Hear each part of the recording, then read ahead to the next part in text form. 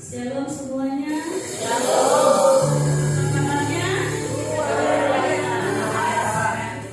Yesus kita luar biasa. Amin. Kita bangkit berdiri semuanya. Yesus.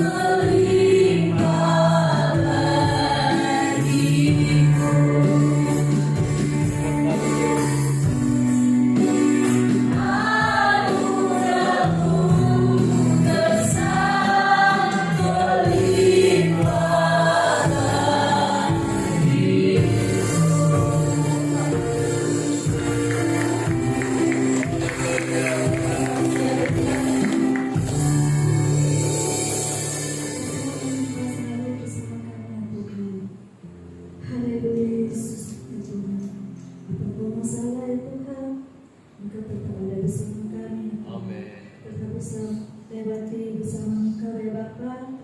Kami mengucap syukur ya Bapa. Terima kasih ya Tuhan. Kami sudah berdoa hanya di dalam Tuhan Yesus. Haleluya. Amin. Amin. Silakan duduk semuanya.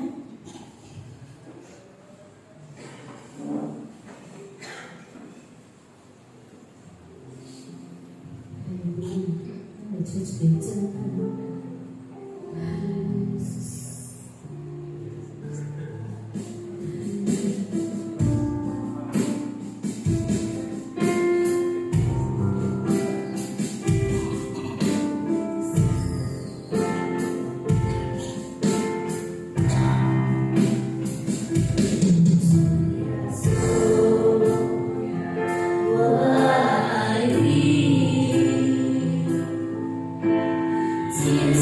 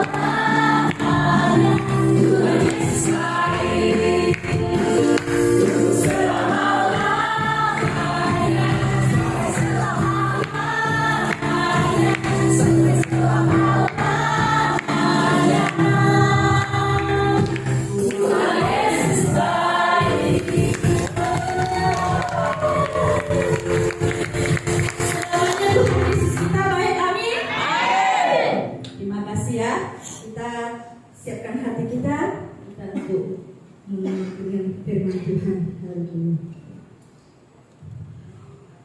Terima kasih Tuhan. Engkau bisa berikan bersyukur. Terima kasih Yesus.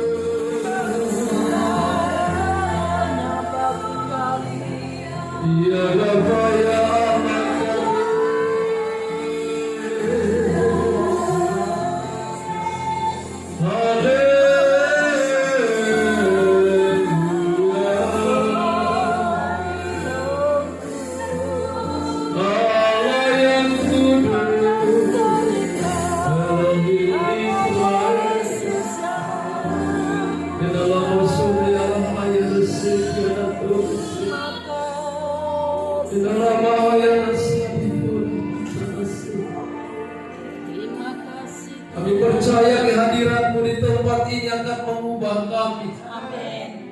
Kehadiran kami di tempat ini akan mengalami pemulihan dari Tuhan. Kami percaya Roh-Mu yang kudus akan bekerja dengan luar biasa di tengah-tengah kami.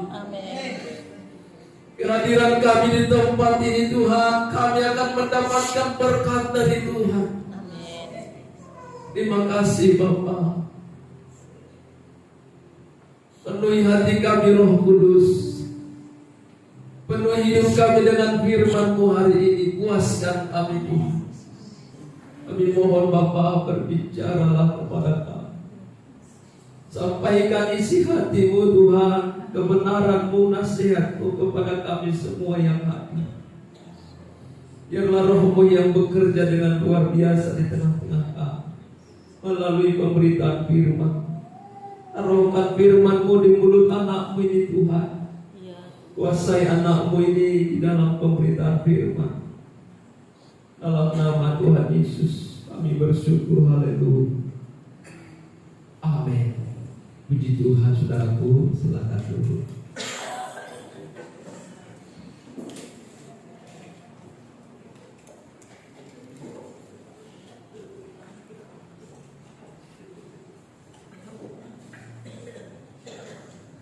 Shalom Bapak Ibu, saudara sekalian. Puji Tuhan, saudaraku, saya sangat bersyukur ada di tengah-tengah Bapak Ibu, saudara sekalian pada siang hari ini. Saya melihat bahwa saudara ini adalah orang-orang yang haus akan Tuhan. Saya merasakan bahwa saudara itu benar-benar merindukan Tuhan, benar-benar memerlukan Tuhan di dalam kehidupan saudara. Saudaraku, saya percaya bahwa kehadiran kita pada saat ini itu tidak sia-sia. Kita akan mendapatkan berkat dari Tuhan ketika kita datang dengan haus dan lapar kepada Tuhan.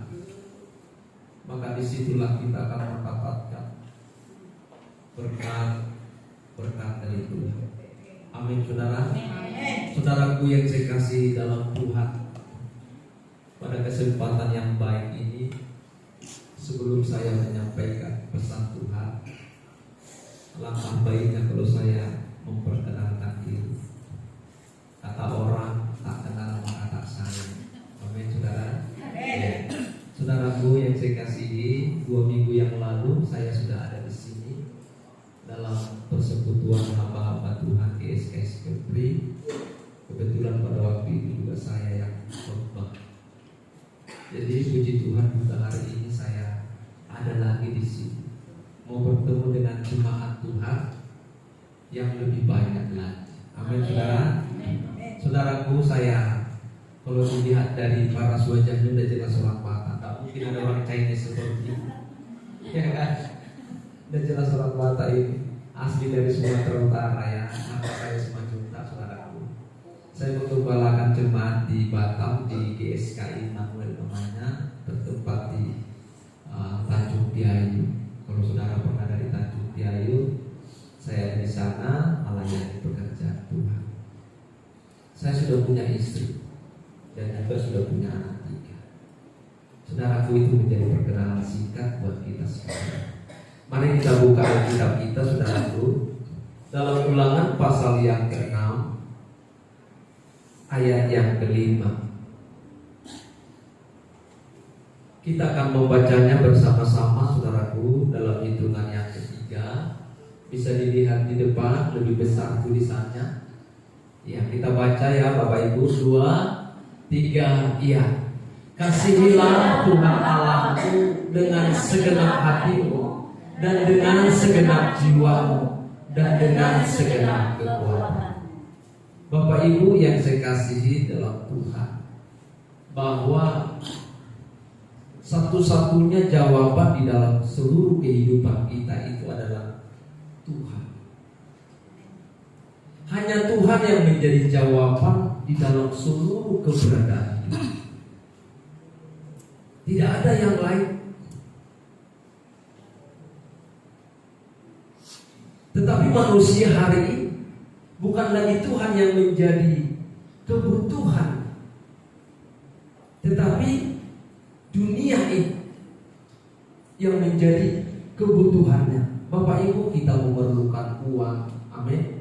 Kita membutuhkan fasilitas untuk kita pakai sebagai alat untuk melangsungkan kehidupan kita. Tetapi di atas semuanya itu adalah Tuhan satu-satunya. Tanpa Tuhan orang akan binasa, Bapak. Tanpa Tuhan orang akan masuk ke neraka. Tanpa Tuhan akan terhilang. Tetapi Tuhan itu menjadi satu-satunya yang membawa kita kepada kehidupan yang kekal, yaitu kehidupan abadi. Bapak Ibu yang saya kasihi di dalam Tuhan, kalau saudara mengetahui sejarah Israel, Tuhan itu sangat mengasihi bangsa pilihannya. Tentu kita juga sangat dicintai, sangat dikasihi Tuhan, amin. Tetapi Israel itu kalau kita melihat perjanjian lama, saudaraku, Israel itu sangat dikasihi Tuhan, sehingga Tuhan merancangkan satu rancangan yang besar kepada mereka. Waktu mereka ada di Mesir, saudaraku, mereka diperbudak oleh yang namanya Firaun. 430 tahun lamanya mereka diperlakukan secara tidak adil oleh yang namanya Firaun, Raja Mesir. Tetapi mereka, karena mereka adalah umat pilihan Tuhan yang dicintai Tuhan, Tuhan itu bertindak kepada mereka sehingga mereka mau dibawa keluar dari Mesir, dari tempat perbudakan, tempat aniaya, tempat penindasan. Dan Tuhan berjanji kepada mereka akan dibawa mereka kepada satu negeri, satu tempat. Di sana melimpah susu dan madu, yaitu Kanaan. Amin, saudara. Mereka mau dibawa ke sana supaya mereka tidak lagi tertindas, dianiaya, tidak lagi sukar makan minum. Mereka diperlakukan secara tidak adil. Di sana mereka akan nyaman, yaitu di Kanaan. Dan Tuhan menjanjikan kepada mereka di sana itu berkat melimpah, susu dan madunya ada di sana, sehingga mereka dibawa keluar oleh Tuhan melalui hamba Tuhan yang bernama Musa. Tetapi apa yang terjadi, saudara? Mereka sampai dibawa keluar oleh Tuhan dari Mesir menuju tanah Kanaan. Mereka banyak yang gagal. Mereka tidak sampai kepada tujuan Tuhan. Mereka gagal di tengah jalan. Karena apa? Mereka tidak segenap hati, segenap jiwa menyembah Elohim, Allah Israel. Amin. Salah satu kegagalan mereka adalah mereka tidak sepenuh hati menyembah Tuhan. Jadi Bapak Ibu yang saya kasih, Tuhan juga di dalam Kristus Yesus menebus kita melalui salibnya. Darahnya dicurahkan untuk kita, penebusan dosa-dosa kita, supaya kita dibawa dari dunia yang gemerlap, yang gelap ini, untuk dibawa Tuhan kepada langit baru dan bumi yang baru. Amin. Yerusalem baru, surga. Di sana itu tidak ada lagi air mata. Tidak ada lagi penderitaan. Tidak ada lagi sakit penyakit seperti yang dialami oleh bapak tadi yang sulit, sehingga susah dia untuk berjalan. Dan di sana yang paling luar biasanya, tidak ada lagi yang namanya kematian. Di sana akan hidup kita sampai selama-lamanya. Di sana hanya ada kebahagiaan, sukacita. Tidak ada lagi ribut suami istri di sana. Tidak ada lagi perkelahian antara abang dengan adiknya, antara adik dengan kokonya. Tidak ada lagi. Tidak ada lagi saling bermusuhan, saling aniaya. Tidak ada lagi. Di sana kita akan hidup dalam damai sejahtera bersama dengan Raja kekal kita, Yesus Kristus. Inilah tujuan Tuhan untuk datang ke dunia ini. Dia rela mati, disalibkan untuk menyelamatkan kita dan membawa kita pulang ke langit baru dan bumi. Kalau Israel tadi dibawa dari Mesir, dari perbudakan cengkraman aniaya, untuk dibawa ke Kanaan duniawi yang sekarang ada di Yerusalem, kita dari dunia ini akan dibawa Tuhan kepada langit baru dan bumi. Amin, saudara. Kita adalah orang-orang yang beruntung. Kita adalah orang-orang yang berbahagia. Tuhan menjanjikan satu tempat yang damai bagi kita. Di sana tidak ada lagi perang, saudara, seperti yang terjadi hari ini di Gaza. Rudalnya itu down. Tidak ada lagi anak-anak begitu menderita. Ibu-ibu berlari sana sini menggendong anaknya karena perang. Yerusalem baru, langit baru, bumi baru, tidak ada lagi yang namanya perang. Tidak ada lagi aniaya di sana. Kita akan hidup sampai selama-lamanya dengan damai satu dengan yang lain. Ini yang mau kita kejar, saudaraku. Dunia ini hanyalah lembah air mata.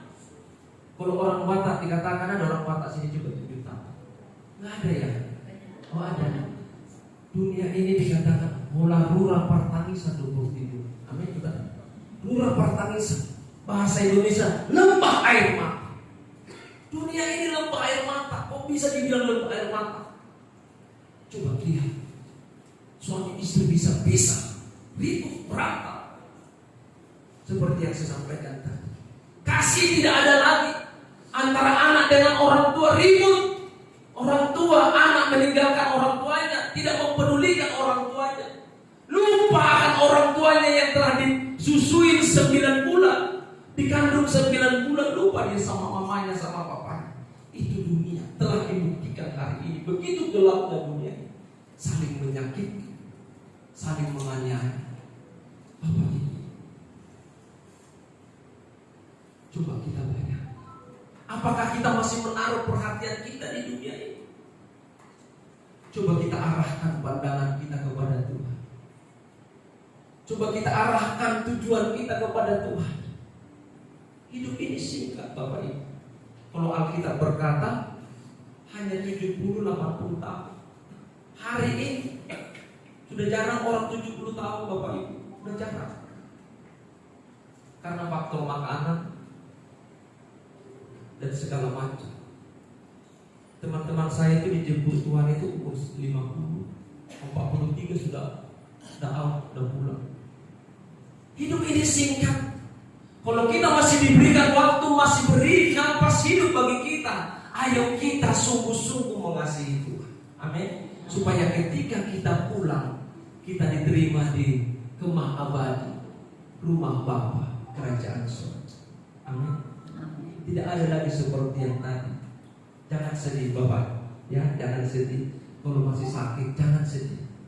Lihat, Tuhan itu luar biasa, yang akan memulihkan, membawa kepada satu tempat yang abadi, yaitu kerajaan surga. Amin. Dunia ini memang seperti ya. Sekarang kita menaruh fokus kita, perhatian kita hanya kepada Tuhan. Oleh karena itu dikatakan, kasihilah Tuhan Allah dengan segenap hati. Amin. Dengan segenap jiwa, dengan segenap kekuatan.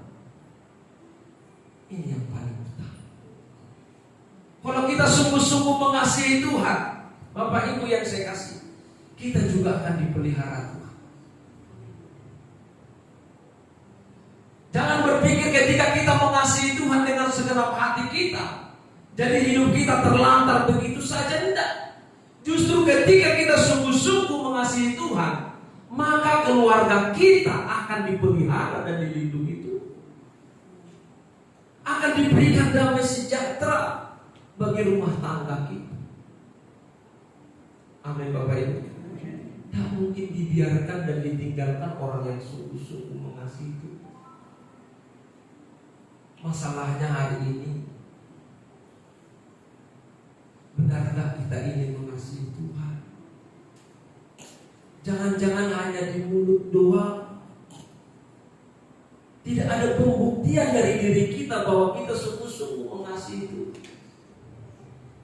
Makanya saya terharu tadi ketika dalam keadaan David badan fisiknya lemah datang ke gereja. Itu luar biasa. Tuhan menghargai kehadiran saudara di tempat ini. Banyak orang di sana yang sehat tidak datang ke gereja. Banyak orang yang sehat di sana tidak datang ke rumah Tuhan. Mereka menghabiskan waktu mereka dengan sia-sia. Duduk-duduk di warung, ngopi-ngopi dengan rekan-rekannya tanpa mempedulikan Tuhan. Saudara masih diberi waktu buat datang hari ini ke sini, ke gereja ini. Ini luar biasa. Dan Tuhan menghargai itu. Satu kali waktu kita dipanggil Tuhan akan diberikan tempat yang abadi buat saudara. Amin. Dan bukan hanya itu, keluarga, anak-anak akan dijaga itu, akan dilindungi Tuhan, karena saudara mengasihi Dia. Tidak mungkin orang yang sungguh-sungguh mengasihi Tuhan dibiarkan keluarganya berantakan. Tidak ada. Saya sudah pengalaman melayani Tuhan belasan tahun. Yang dulunya kacau balau, ketika dia memberi hidupnya kepada Tuhan, maka rumah tangganya secara perlahan dipulihkan. Bahkan ekonominya juga mengalami pemulihan. Yang tidak memiliki apa-apa menjadi orang yang bermilik. Karena apa? Tuhan itu sumber segala berkat. Tidak dibiarkan. Burung aja yang terbang sana kemarin dipelihara Tuhan. Amin. Yang tidak tahu menyembah Tuhan, hanya kerjaannya terbang. Kasih makan loh. Amin. Bunga di padang dikasih kata firman Tuhan, didandani Tuhan dengan begitu indahnya. Yang pagi mekar, sorenya sudah lain. Kok sehebat itu?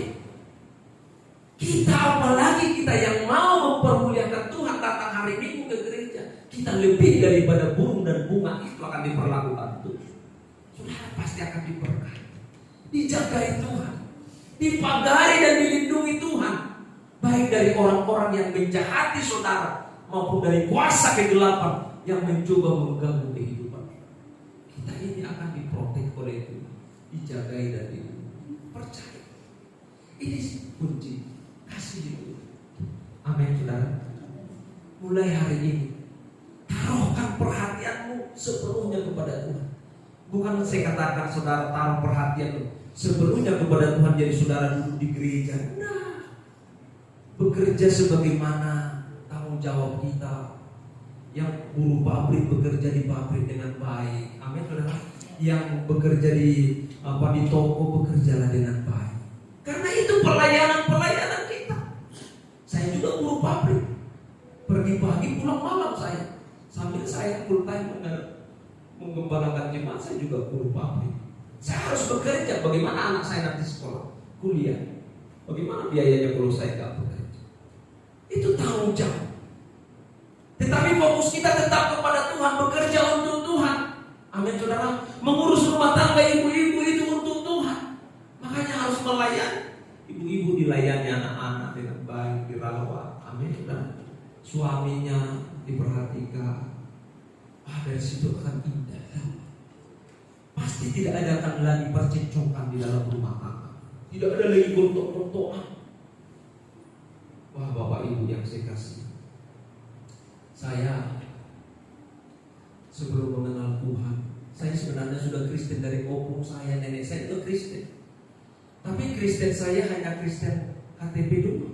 Tidak ngerti tentang Tuhan, apalagi firman seperti ini tidak pernah tahu, apalagi baca. Bapak saya itu mau Natal aja ambil Alkitab. Mau Natal karena saya itu ada liturgi dari gereja HKBP. Saya bilang sama bapak saya, Pak, ini liturgiku nanti untuk Natal tanggal 25. Baru cari Alkitab. Cari Alkitab. Baru cari. Udah selesai cari liturginya, masihkan lagi Alkitabnya, simpan lagi. Tahun depan baru ambil lagi. Bayangin sudah berdebu 1 tahun tidak dipegang Alkitab. Apa yang terjadi dalam keluarga saya? Saya menikah tahun 2002, saudara, bersama dengan istri saya. Perang terus, ribut terus, papung, orang mata apalagi. Aduh, saya dulu bapak ibu kuat sekali judinya. Saya paling kuat main judi. Gajinya belum nyampe ke rumah, udah habis tengah jalan. Istri udah nunggu di rumah, udah senang. Wah, nanti pulang suamiku makan bakso lagi. Ya ayam simpang kabel, kalau saudara tahu simpang kabel Batam itu paling ramai. Sampai di rumah udah muka udah merah, udah acak-acakan, bayarnya udah pulang jam 11 malam. Mana gaji kita Pak? Gajinya kau bilang di bulan kos itu. Bayarnya sudah. Tuhan Yesus. Tak ada kedamaian, perang terus. Istri bilang, udah cerai aja. Kau bilang cerai, hari ini cerai, langsung datang penggantimu. Bayangin saudara, sombongnya begitu laki-laki saudaraku, kayak udah ganteng betul, padahal hancur-hancur. Aduh, ya. Setiap hari ribut, setiap hari lahir anak pertama ribut. Tahu nggak pertobatan saya tahun 2008, tepatnya bulan 9, anak saya yang ketiga mau lahir. Di situ saya mulai mendekatkan diri kepada Tuhan. Dari situ apa yang terjadi tidak langsung seperti membalikkan telapak tangan begini, saudara, dari kami. Kami diproses Tuhan, kami dibentuk Tuhan. Suami istri dibawa kepada Tuhan dengan berbagai pergumulan. Masih ada siku-siku begini, pung dengan istri. Tapi lama-lama Tuhan itu bekerja dengan luar biasa. Maka terjadi pemulihan terjadi atas keluarga itu disebabkan Tuhan ada di tengah-tengah keluarga tersebut. Kalau tidak ada Tuhan pasti kacau. Ingat ini baik-baik, rumah tangga yang tidak didiami Tuhan pasti berantakan. Suami istri bahkan sampai anak-anaknya akan berantakan, kacau. Makanya puji Tuhan saudara. Saya berpikir dulu, kalau saya ini nggak kenal Tuhan, pasti saya akan cerai dengan istri saya. Mungkin dia udah pulang ke rumah bapaknya, saya tak kemana. Pasti itu yang saya pegang dulu sebelum saya bertobat. Pasti akan bisa. Karena tidak ada lagi kedamaian. Semua bikin egonya masing-masing, suka-suka hati. Tapi karena Tuhan itu, maka terjadilah yang namanya pemulihan. Saudara juga begitu. Saya melihat dari depan sini saudaraku, saudara itu baik-baik. Tapi siapa yang tahu di balik senyumanmu yang manis? Mungkin saudara ada masalah pergolakan, masalah di dalam rumah tangga. Ada pergolakan di dalam dirimu, ekonomimu yang bermasalah, yang utangnya belum kebayar. Siapa yang bisa menjawab ini semua? Siapa yang bisa menjawab ini selain daripada Tuhan? Amin saudara. Hanya Tuhan. Pendeta di sini tidak bisa menjawab. Dia hanya bisa mengkonseling saudara berdoa. Hanya begitu kami sebagai hamba Tuhan. Tapi saudaralah yang bertemu dengan Bapa di surga berkata, Bapa, tolong. Ada satu lagu juga paling enak. Saudara kan mungkin pernah dinyanyikan seperti itu belum ya? Ku berluka Tuhan, ku berluka Tuhan, hanya Kau yang ku perlu Tuhan. Nanti katakan ku perlu Tuhan, ku perlu Kau Tuhan, kami memerlukan-Mu Tuhan. Kau Tuhan, hanya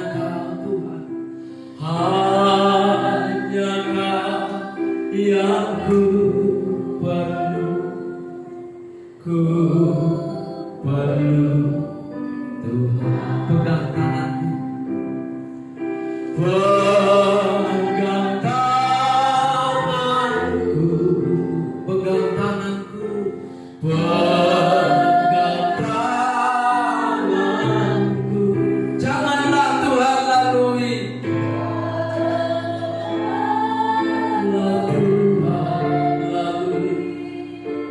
berilah ini satu-satunya, saudara. Hanya Tuhan yang bisa menjawab persoalan saudara hari ini, apapun itu. Mungkin ada masalah di dalam dirimu yang tidak bisa diketahui oleh orang lain, tetapi Tuhan sanggup menjawab itu ketika kamu berkata, Bapa, tolong. Bapa, pulihkan aku, pulihkan suami, pulihkan anak-anakku. Amin. Siapa yang bisa menolong kalau saudara pergi ke tetangga saudara, tetangga bukan dengan berkata, mampus, saya. Coba kita ngomong sama orang, kita akan dicibir sama mereka. Amin. Kita akan dikata-katain, mungkin akan diviralkan, disebarluaskan. Tengok itu suaminya udah kabur, tengok istrinya udah, tengok itu, tengok anaknya udah pakai narkoba. Akan diviralkan, akan disampaikan lagi kepada orang lain, sehingga masalahmu itu menjadi buah bibir orang. Tetapi ketika saudara datang kepada Tuhan, maka Dia akan menjawab, akan membungkusnya dengan baik. Amin, saudara. Sampaikan kepada Tuhan. Makanya Bapak Ibu, saudara harus berdoa. Jangan sampai nggak berdoa. Tidak tahu seperti apa saudara bangun pagi langsung sibuk dengan bekerja. Tidak boleh. Amin, saudara. Tidak boleh. Saya bangun pagi langsung berdoa. Mungkin saudara tidak percaya, saya tengah 4 pagi udah berdoa. Capek badan harus kerja, tapi saya mencari Bapakku. Bapakku tolong aku, tidak bisa berjalan tanpa pegang tangan. Saudara juga harus begitu. Pegang tanganku, Tuhan, tidak bisa kulalui ini. Berat jalan ini Tuhan, licin lagi, berbatu-batu, bergelombang, bercurang lagi. Tidak bisa aku jalan sendiri, genggam aku. Maka Dia akan menggenggam saudara. Amin, saudara. Maka saudara, tidak ada alasan tidak berdoa. Bangun pagi mulailah dengan doa. Jangan sibuk dengan masakan. Ibu-ibu tak boleh. Makanya kita harus lebih cepat bangun.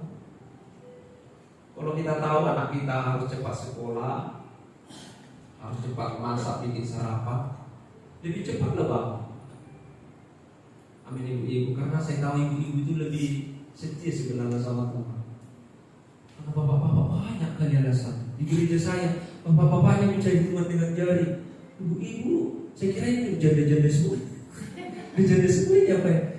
Rupanya suaminya ada yang di warung kopi, warung tua. Ya, Tuhan, apalagi orang Batak. Ya kan, masa kasihan kali. Saya kira janda-janda semua rupanya masih punya suami.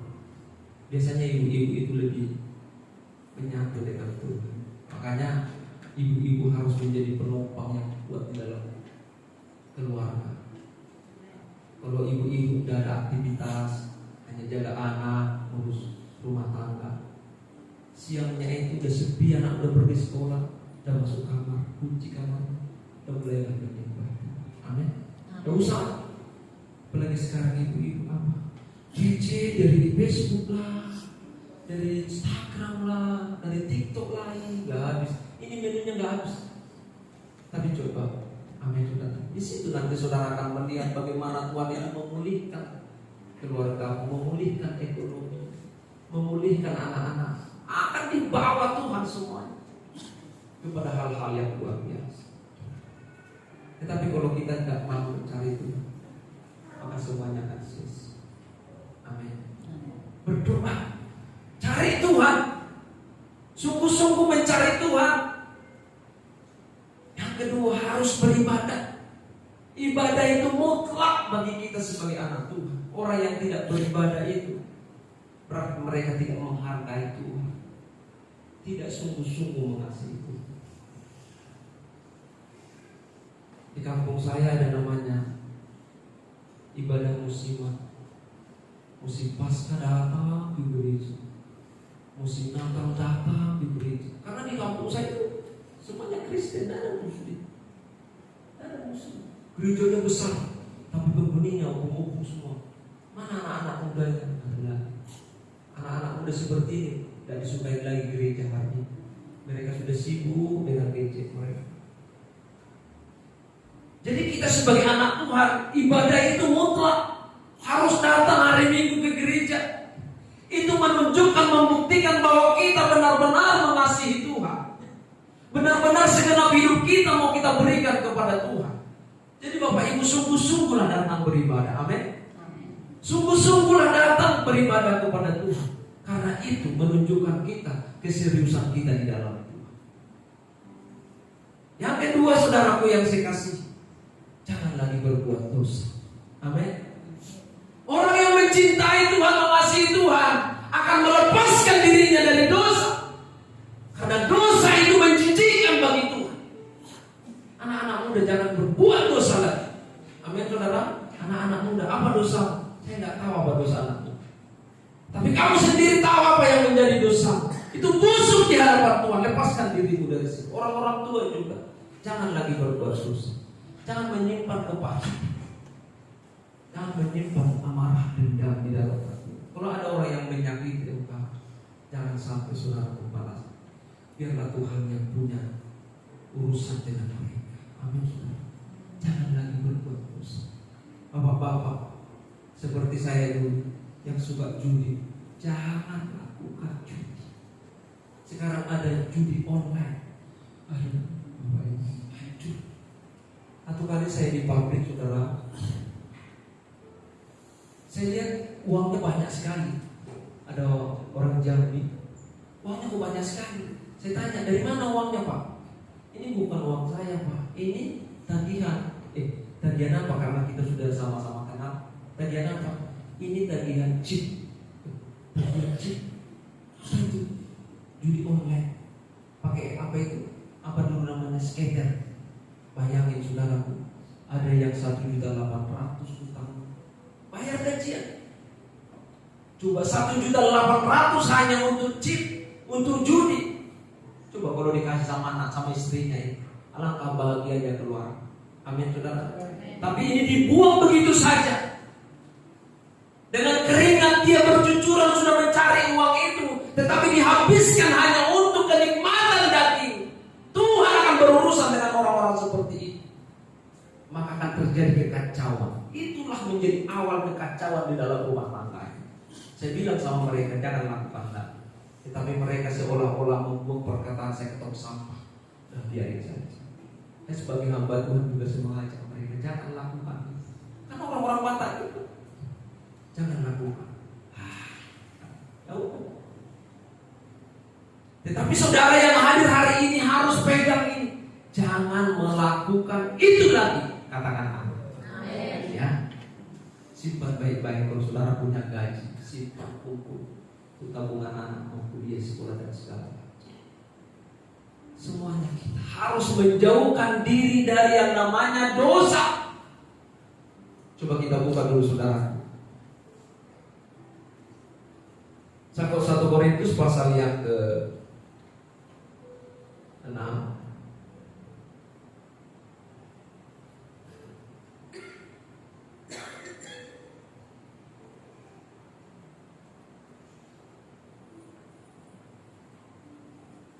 Maaf saudaraku, 2 Korintus pasal yang ke-6. Dimulai ayat yang ke-17. Bisa ada membacanya satu orang saudaraku? 2 Korintus pasal yang ke-6 ayat 17.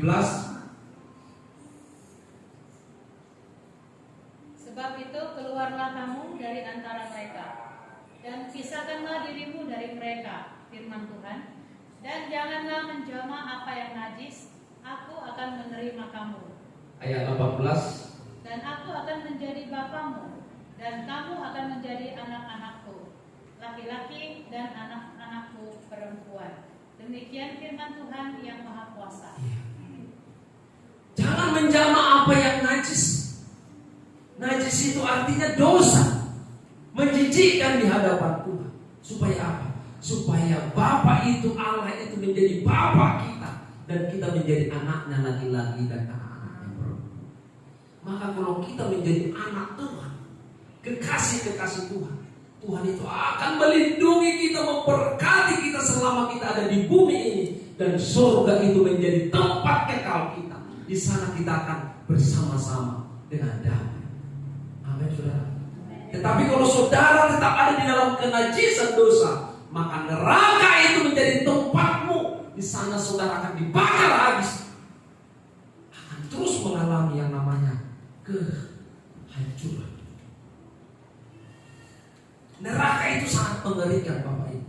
Jadi Bapak Ibu, mulailah hari ini datang kepada Tuhan. Amin. Kita sungguh-sungguh mencari Tuhan supaya kita diberkati. Anak-anak muda juga begitu. Jangan usah pusing, mana nanti jodohku ini. Kalau anak muda sungguh-sungguh mengasihi Tuhan, Tuhan itu akan kasih yang terbaik. Ini nak untukmu. Pasti tidak mungkin dikasih yang gak baik. Pernah satu kali saya menangani yang berkeluarga, saudara. Istrinya itu dikejar pakai parang. Dikejar pakai parang. Bayangin, kau, bayangin suaminya ngejar istrinya pakai parang. Ya Tuhan, itu mana ini? Kalau saudara sungguh-sungguh mengasihi Tuhan, tidak mungkin dikasih suamimu yang nanti dikejar kamu pakai parang atau dianiaya. Karena kamu itu berharga, pasti yang terbaik dikasih Tuhan. Yang paling manis lagi, yang paling top lagi. Amin. Bukan dikasih yang sembarangan, yang ambu-adul, yang acak-acakan. Tidak ada kayak gitu anak Tuhan. Tuhan itu memberikan yang terbaik bagi anaknya sendiri. Mungkin dikasih yang dadakan begitu. Kita juga sebagai orang tua, kita pasti akan dikasih Tuhan. Amin. Kalau hari ini seolah-olah susah, ekonomi mandek, utang belum kebayar, banyak masalah, uang sekolah anak belum dibayar, tidak masalah. Yang penting cari Tuhan. Tuhan akan buat nanti jawaban yang terbaik. Tepat pada waktu akan terjadi yang namanya pertolongan, pemulihan, jalan keluar bagi setiap kita yang sungguh-sungguh percaya. Amin. Jadi jangan lagi melakukan dosa, ya. Jangan lagi. Mulailah bersekutu dengan Tuhan, mulailah berdamai dengan Tuhan, ikut ibadah. Semua yang ada di gereja ini, kalau ada komsel atau apa, ikuti. Saya lihat ada doa pamfletnya itu hari Sabtu ya Bu ya, ada doa Kamis ya. Ikuti. Di gereja saya juga ada penyembah doa 1 jam setiap hari Rabu. Kami menyembah 1 jam itu menyembah. Ikuti Bapak Ibu. Jangan sampai malas. Tak boleh malas, anak wanita boleh malas. Datang aja. Biarpun agak jauh, datang. Datang saudara. Tuhan akan memperhitungkan kehadiranmu itu. Tuhan lihat anak-anak yang hadir dan setia itu akan diperhatikan Tuhan. Jangan malas-malas. Amin. Daripada di rumah juga kita nongkrong ngapain, mending datang ke gereja. Tidak rugi saudara kalau kita datang ke gereja, tidak ada ruginya. Kita pasti untung. Kita pasti diberkati Tuhan. Kita pasti ditolong Tuhan. Tetapi kalau kita tidak datang ke gereja, selesai. Jadi mulai hari ini Bapak Ibu yang saya kasih, sungguh-sungguhlah mengikuti Tuhan. Amin. Bapak-bapak juga, orang-orang tua yang sebelah sini, sungguh-sungguh ya Pak, cari Tuhan ya. Haleluya, Tuhan Yesus, begitu ya, berdoa ya. Amin. Sungguh-sungguh mengasihi Tuhan ya. Jadi supaya orang-orang tua juga mengalami pemulihan, kesembuhan, pertolongan, semuanya pasti akan diberkati Tuhan. Jadi semuanya kita yang hadir hari ini, saya percaya kita akan mengalami yang namanya pemulihan dari Tuhan. Amin saudara.